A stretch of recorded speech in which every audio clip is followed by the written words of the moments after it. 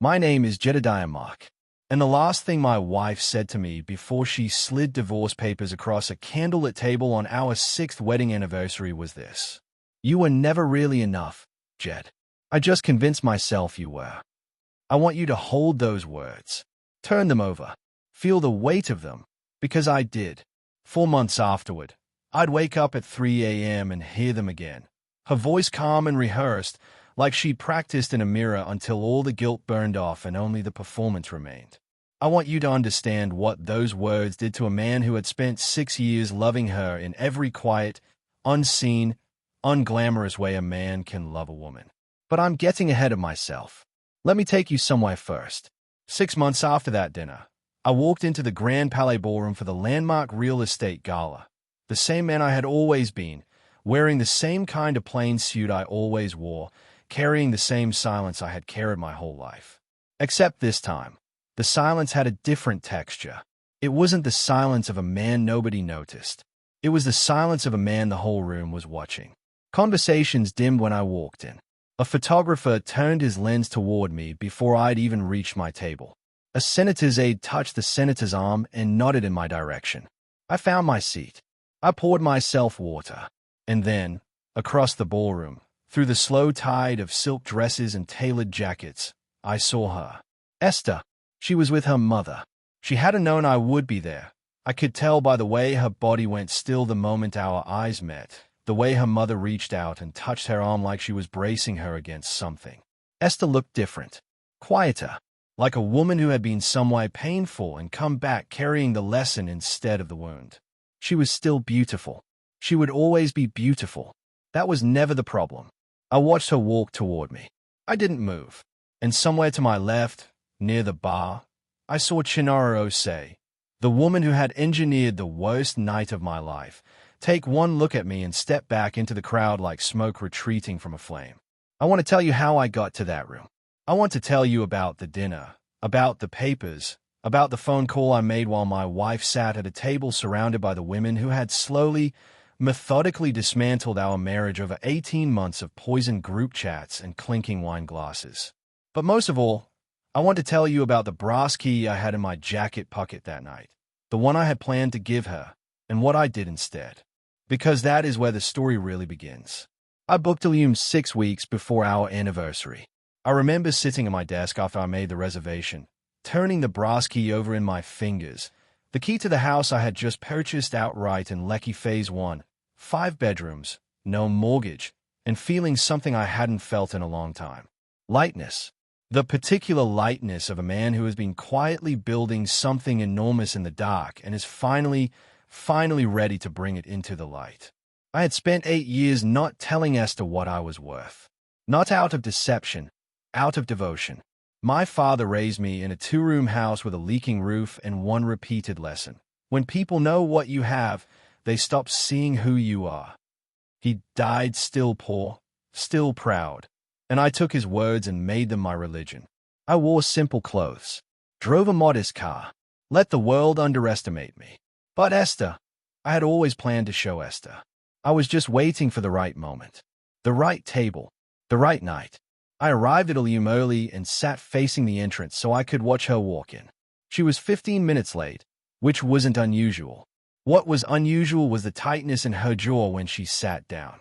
The way she placed her phone face down on the table like she was silencing a witness. The way she didn't touch the wine. And Esther always touched the wine. I noticed all of it. I noticed it the way I had been noticing small things for months. The shorter replies, the night she stayed on her phone long after she thought I was asleep, the way she'd started looking at me sometimes at dinner with an expression I didn't have a name for yet. I had filed all of it quietly in the back of my chest and told myself, the anniversary. Wait for the anniversary. Show her. She'll remember why. My hand was already moving toward my jacket pocket, toward the velvet box, toward the key, when she reached into her purse. The envelope landed on the table between us with a sound that was somehow louder than everything else in that restaurant. Thick. Official. My name typed cleanly on the front. Jed. I think we both know this has been coming. I didn't open it immediately. I looked at her face first. I was looking for the woman who used to fall asleep holding my hand during long drives. The The woman I had prayed over at night, quietly, while she slept, because I loved her too much to say everything out loud. I was looking for a crack, a flicker, one cell of doubt. I found none. I removed my hand from my pocket. Empty. The velvet box stayed where it was. And then I heard it, soft at first, then deliberate, the sound of clapping coming from the table directly behind her. 5 women, all dressed up, all watching me with the particular satisfaction of people who had been waiting for this moment longer than I had. Chinara Ose lifted her wine glass slowly. A woman named BC started the clapping. Soft, theatrical, the kind of applause you give a performance you personally funded. The others joined. Esther's posture straightened with every clap like they were pumping air into her. I recognized Chinara immediately. I had always known about the group. I had found the chat name once, The Upgraded Women, on Esther's phone screen, not snooping, just glancing, the way you glance at something in your own home. I hadn't said anything. I had watched instead. And what I watched, over 18 months, was my wife being slowly, surgically replaced by a version of herself that had learned to see my love as a limitation. Chinara's own husband had left her 8 months prior. Not just left, replaced her. She had never recovered.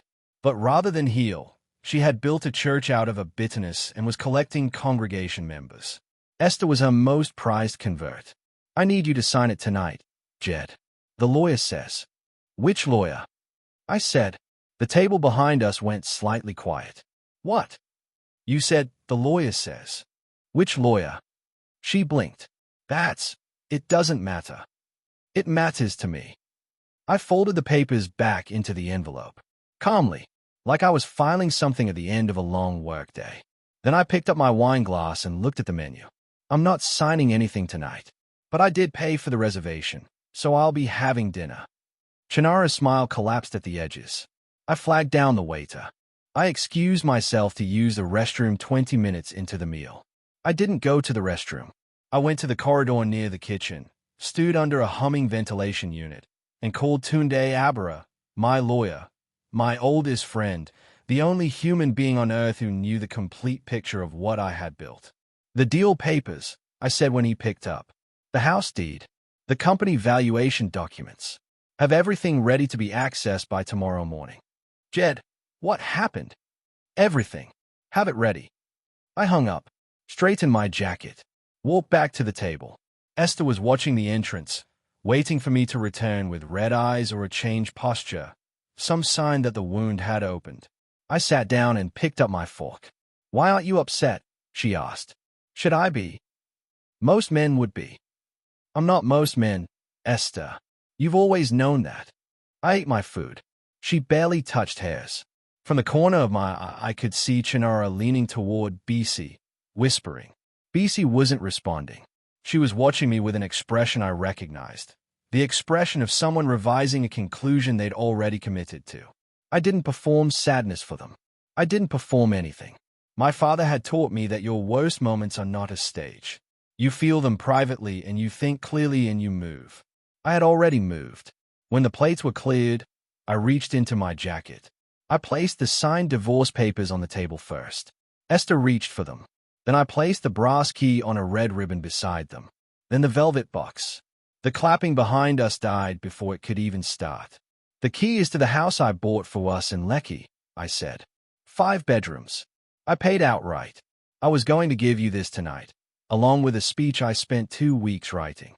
I stood, buttoned my jacket. I won't give the speech now. I walked out. Nobody made a sound. She slept at Chinara's apartment that night. There was wine and music and the specific electricity of women who believe they have just watched one of their own break free. Esther laughed when they laughed.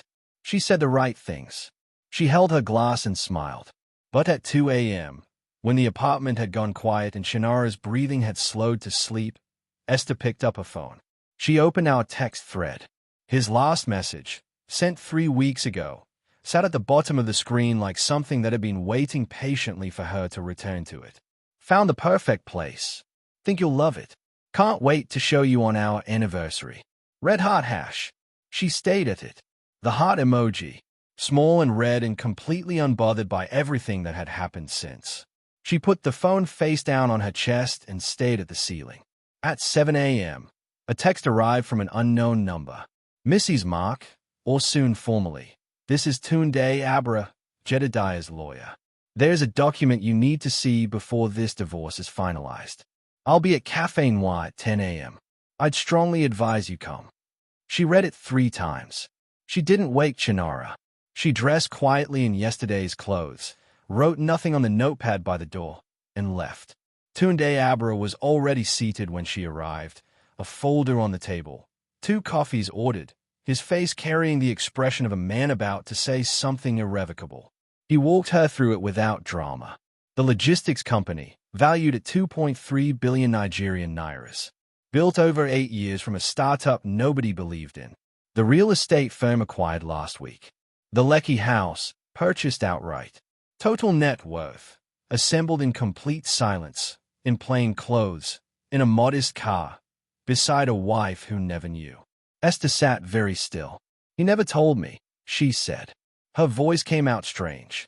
Finn, no, he didn't want money to be the reason you stayed. Something cold moved from her stomach to her throat. Then Tunde slid a sealed envelope across the table. Her name was written on it in Jedediah's handwriting. Inside, a settlement receipt. 6 years old. 4.7 million Nigerian nairas. The car accident in year 2 of their marriage. The one she'd walked away from. The lawsuit she'd been told had simply gone away. She had never asked how. She had never thought to ask. Every page carried Jedediah's signature. At the bottom, in his handwriting, one line that was clearly never meant for anyone else's eyes. She'll never know. That's fine. She doesn't have to. Esther's hands were shaking before she finished the sentence. She thought about the night of the accident, how he'd held her in the hospital corridor and said everything is handled, don't worry, and how she had simply believed him and moved on. She had moved on from everything he gave her. Always. While Esther sat in Café Noir with her understanding of the last 6 years quietly dismantling itself, Chinara was at brunch with the group, performing Victory. She was loud. Theatrical. He signed without even fighting. What does that tell you? The women laughed. Glasses clinked. What Chinara didn't know was that the woman sitting alone at the table directly beside them, eating avocado toast, earbuds in but music off, was Remy Savage. Lifestyle journalist. One of the most widely read voices in the city. And a woman who had grown up 3 streets from Jedediah Mark. She recognized his name the moment Chinara said it. She opened her notes app. She didn't write an article, not immediately. She made one call instead. Jed, I'm at Chez Marin. Your name just came up at the next table. I think you should know how you're being talked about. Let them talk, he said.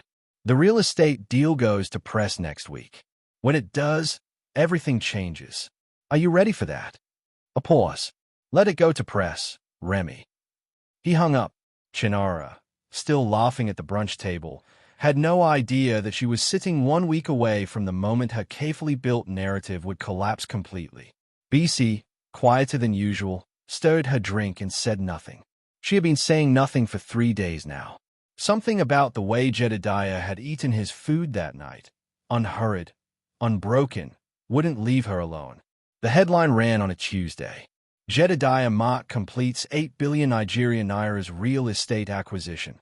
The quiet billionaire Lagos never saw coming. The article ran with a photograph taken at the signing ceremony. Jedediah in a plain white shirt, no tie, one hand resting flat on the document, looking directly at the camera with the expression of a man who had been waiting a long time to be seen and found the experience unsurprising. By noon, 14,000 shares. By 3 p.m., it reached the upgraded women group chat. 4 minutes of silence. Nobody typed anything. Then BC sent one word. Esther. Esther was already sitting in her car in a parking structure, both hands on the steering wheel, phone face up on the passenger seat. Her mother had called. Her aunt. 3 friends. A cousin she hadn't spoken to in 2 years. She didn't answer any of them. She was looking at the photograph. She was looking at the plain white shirt she had washed and ironed herself, dozens of times, without once thinking about the man wearing it. Then she opened that text thread again. Found the perfect place. Think you'll love it. Can't wait to show you on our anniversary. Red Heart Hash. It was the emoji that finished her. Not the billions. Not the house. Not the settlement receipt with his handwriting at the bottom. The small, unhurried, completely sincere red heart he had sent 3 weeks before she destroyed everything. She put her forehead against the steering wheel. She didn't move for 20 minutes. Chinara called me on a Thursday afternoon. She let it ring out twice before I picked up on the third attempt. Not because I was busy, but because I needed her to understand from the first second that I was choosing to answer. Jed, I just want to. I know who you are, Chinara, I said. I know about the group. I know you helped her draft what she said at the restaurant.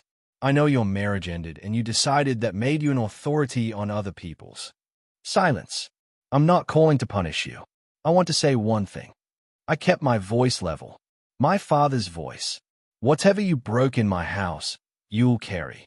That's between you and whatever you answer to at night. But if you go near Esther while she's trying to find herself, if you feed her one more drop of that poison, I will make sure every person who matters in this city knows exactly what you are. Is that a threat? It's a fact. There's a difference. I hung up. She opened the group chat 20 minutes later and typed, I think we made a mistake. Nobody replied.